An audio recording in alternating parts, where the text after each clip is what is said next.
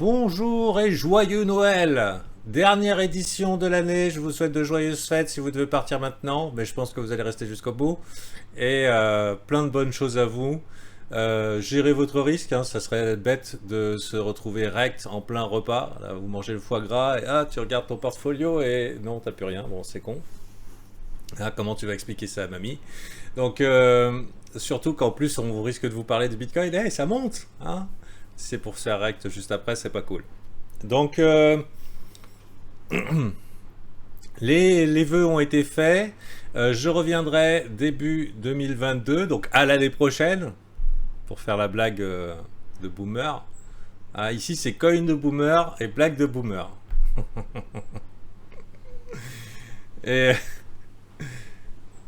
Et qu'est-ce que je veux dire? Ce que je voulais dire, c'est que si jamais vous êtes en souffrance parce que ça monte ici, des fois il faut oublier ce qui s'est passé à gauche pour éviter de se laisser niquer par le passé. Voilà. Donc là, c'est une nouvelle semaine, c'est une belle semaine. Bon, maintenant, il y a quand même des considérations à faire. Les considérations à faire, c'est que pour l'instant, jusqu'à preuve de contraire, on est dans un range.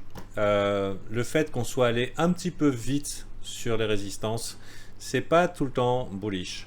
Mais en même temps, on a laissé tellement de gens sur le carreau, et là, ce que je regarde, si on regarde un petit peu les open interest, c'est que on a quand même BitMEX qui short le rallye, donc globalement, ça signale une forme de disbelief. On a OKEX, lui aussi, un funding négatif, donc ils sont pas très chauds pour la montée. Bybit qui est neutre, donc on peut pas dire que c'est full FOMO pour Bybit.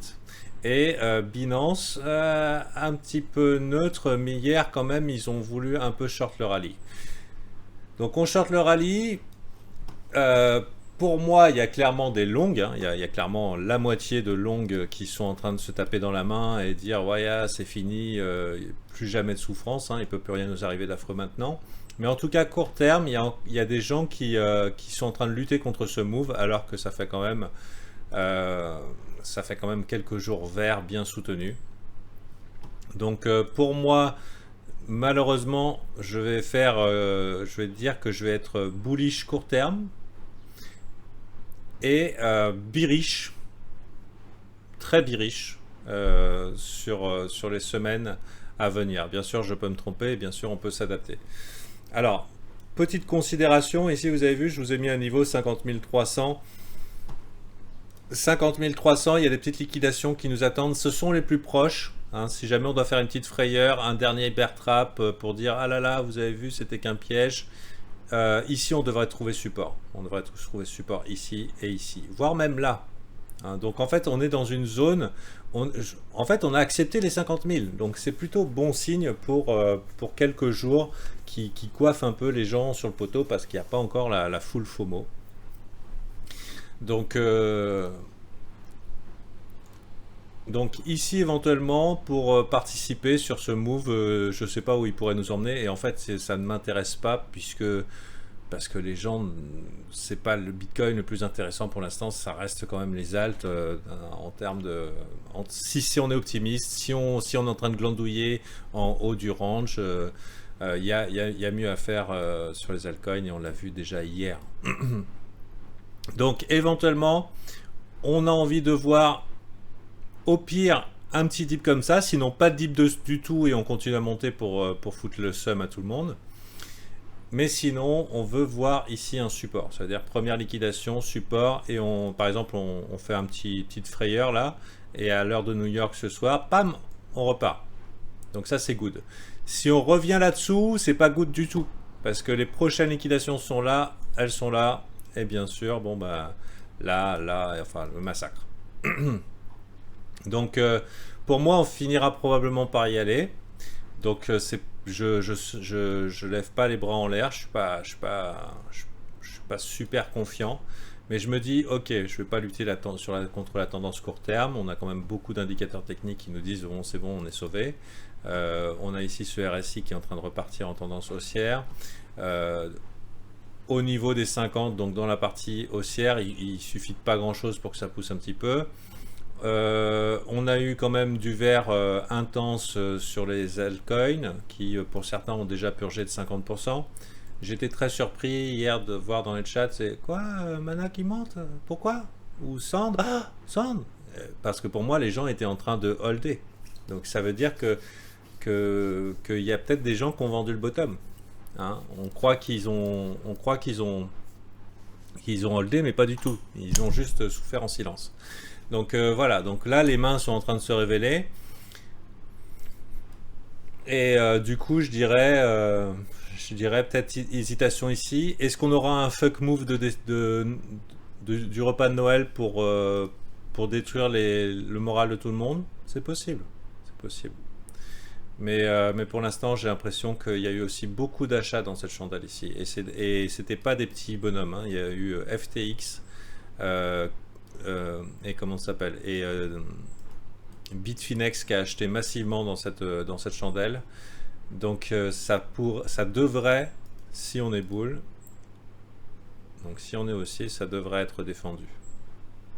Donc pour l'instant, moi je vous partage mon play. Qui est pas grosse couille, hein, c'est petite couille. Et je vous le partage parce que si vous voulez pomper mes bagues, pourquoi pas, hein, puisque je veux bien participer à la fête. C'est sushi, voilà, sushi, parce que j'aime bien les sushis. Et direction le chiffre rond psychologique 10, pourquoi pas.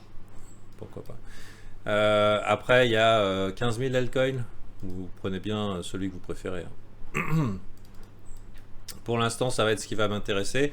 Mais si vous voulez participer à la même chose que moi, alors je dis un petit peu mon niveau d'invalidation. J'ai mis mon stop ici, mais jamais hein, j'accepte de me faire stopper aussi loin. En général, je sors bien avant. Je dirais que si on perd les 7 $ de manière consistante, 7 $ ou 6,60 $, bon bah je prends ma perte et merci, au revoir quoi. Donc voilà, c'est rare que je partage des trucs d'altcoin, mais c'est pour donner un petit peu de traction. Je viens d'acheter, hein, donc c'est pas comme si j'étais en train de vendre sur votre face. Si vous voulez participer au même truc que moi, allez-y. Alors, maintenant, et puis je pourrais dire exactly as predicted si jamais ça arrive à 10. Bon. Bon, par contre, maintenant au niveau du sentiment, je vous cache pas que pour moi, on est dans un environnement qui me fait énormément ressembler à celui-ci. Donc de l'optimisme, tout va bien se passer maintenant, on ne peut plus rien nous arriver d'affreux. Une fenêtre pour les alts, qui pour moi, alors parce que je suis pas très optimiste actuellement sur le marché des cryptos, pour moi c'est une exit pump, c'est la sortie pour permettre à certains fonds de larguer leur bague. Pendant qu'on hésite, pendant qu'on maintient un peu l'optimisme, il peut se passer des jolies choses. Mais bon, j'ai bien peur qu'il y ait quelque chose comme ça qui nous attende au tournant. Alors ça, c'est la possibilité. Alors, parmi les possibilités, on s'adapte, hein, on s'adapte. Nous, moi, je me vois comme un résolveur de puzzle. C'est-à-dire, j'essaye de prendre des paramètres et de voir où on en est. Alors oui, on a bien dégueulé. Oui, clairement, il y a parce que ce qu'il faut, c'est savoir, est-ce qu'il y a de l'argent sur le côté? Oui, il y a de l'argent sur ce côté. Il y a plein de gens qui ont vendu le bottom. Pas tous. Il y en a beaucoup qui ont holdé leurs pertes. Mais il y a plein de gens qui ont vendu les bottoms. Quand tu te prends des purges de 50%, par exemple Manal, qui aurait cru que ça avait descendu d'autant, quoi. 50%, vraiment le niveau psychologique qui détruit tout. Donc oui, il y a de l'argent sur le côté. Parce qu'il y a de l'argent sur le côté, il y a peut-être des gens qui seront susceptibles de FOMO. Est-ce qu'ils vont FOMO tout de suite maintenant? À mon avis, il y a encore un petit peu d'hésitation. Comment je le sais? Parce que moi-même, je suis hésitant. Donc, il faudrait éventuellement mettre en confiance. Donc, on a un petit peu d'argent retail sur le côté. Pas tout, parce qu'il y a des gens qui ont clairement hold. Hein. Il y a clairement des gens qui sont en train de déclarer qu'il n'y aura jamais de bear market. Hein. C'est ce qu'on voit sur Twitter. Il n'y aura jamais de bear market. Alors, bon, j'espère, mais j'y crois pas trop. Et maintenant, la question qui pourrait se poser, on a aussi ce truc-là, hein, donc le marais des morts, vous voyez, on est en haut du range, on pourrait très bien faire quelque chose comme ça, assez moche. On n'a pas eu encore ce mouvement du désespoir par rapport à ici, puisque là tout le monde est en train de déclarer que ça y est, c'est la lune.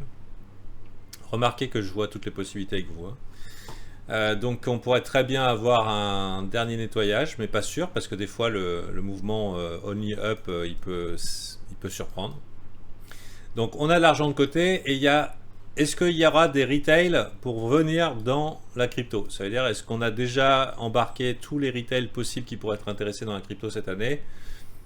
Est-ce que papa Gérard et grand-mère Paulette auront envie de mettre leur retraite dans la crypto après avoir discuté avec leur petit-fils à Noël? C'est possible. C'est possible, Janine de la Conta. Hier, on a vu un mec, un taximan, qui avait carrément des ordinateurs pour trade, hein, sur Bybit, dans son taxi. Donc, je dirais que la théorie selon laquelle, quand ton taxi donne des conseils d'investissement, c'est que c'est pas loin du top. Là, on est quand même dans une version bien avancée. Donc, d'ici à ce que ton coiffeur est en train de trade sur Bybit avec son téléphone pendant qu'il te coupe les cheveux, il n'y a pas des kilomètres. Donc voilà. Ah. Donc, le facteur est all-in sur sushi, je vous le dis tout de suite. Alors, bon, on se disperse. Donc maintenant, est-ce qu'il y a de la retail monnaie? Moi, à mon avis, la retail monnaie est déjà là. Par contre, fin décembre, les institutionnels ont pris leur profit, ont verrouillé leurs gains, ils ont annoncé à leurs clients combien ils ont gagné dans l'année, donc plutôt bien. Hein, ceux qui ont participé par ici, là, ils ont fait le 30, le 60% qui justifie qu'on leur donne des sous. Et donc, en début d'année, il pourrait y avoir pas mal de nouveaux fonds d'investissement qui voudraient participer aux cryptos. Et c'est pas de la petite monnaie, c'est de la grosse monnaie. Et il y a encore des fonds d'investissement qui sont pas là, qui sont les super gros fonds. Fonds de pension, fonds de machin, les trucs qui font que tu te retrouves dans un asset only up, quoi. Quand je dis only up, je pense à ceux qui auto-rachètent leur bague, c'est-à-dire S&P 500, vous voyez, clac, clac, clac. Ah, on est à la TH. Sans surprise, hein, sans surprise. Donc ça, c'est super bullish, hein. Le W à la TH, qu'est-ce qu'essaye de faire le prix? Défoncer la TH, est-ce qu'il le fait bien? Oui, Hannibal est à nos portes. Hein.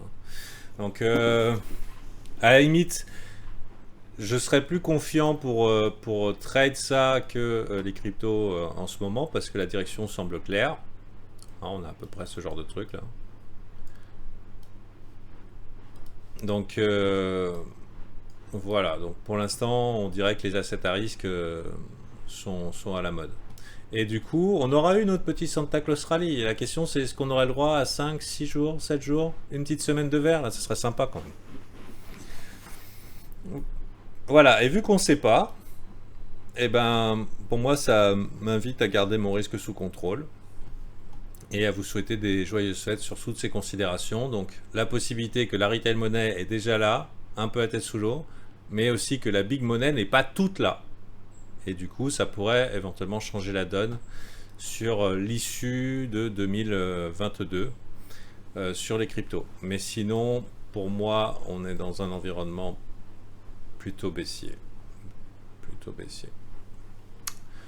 Moyen terme, voire long terme. Donc on verra. Et bien sûr, la météo revient et puis vous aurez le temps de me voir changer d'avis selon les situations. Donc si vous voulez participer avec moi à la méga pump de tous les temps, hein, ça se trouve dans 2 heures je suis sorti. Hein. Faudra pas m'en vouloir. Bah c'est sushi pour moi. Il y en a d'autres. Qu'est-ce que j'ai repéré? Je vous donne d'autres alternatives. Il y a Mana, c'est une bonne idée. Mana. Pourquoi? Parce qu'il y a Sand hier qui a montré le chemin. Sand aussi, c'est une bonne idée. Et du coup, on a aussi... Donc là, c'est cadeau. Hein. Par rapport à mon travail de recherche de ce matin, c'est tout ce qui est défi premier du nom. Donc Ave. J'ai l'impression que la défi est en train de se réveiller là. Celle qui vient de subir le bear market. Et voilà. Bon, c'est un petit peu tout. C'est un petit peu tout. Il y a XRP qui est en mode up only depuis pas mal de temps, mais que tout le monde s'en fout en fait. Parce que je crois que le désespoir a déjà frappé les chaumières. Donc voilà, c'est des considérations qui pourraient être intéressantes. Allez. Ah, il y a XTZ aussi qui est pas mal. Mais c'est plutôt pour du faut pas regarder, hein, parce que c'est funky l'action. Voilà les petits cadeaux de fin d'année, mais sur mon travail de repérage. Et puis bah, je vais terminer le dernier brief de l'année avec les VIP. Et puis je vous souhaite de bonnes vacances, de bonnes fêtes et de bonnes résolutions pour l'année prochaine. Parmi ces résolutions, il faut rejoindre le groupe VIP de Fanta, hein, si c'est pas encore fait. Voilà, la petite opération commerciale bien faite. Allez, bonne journée.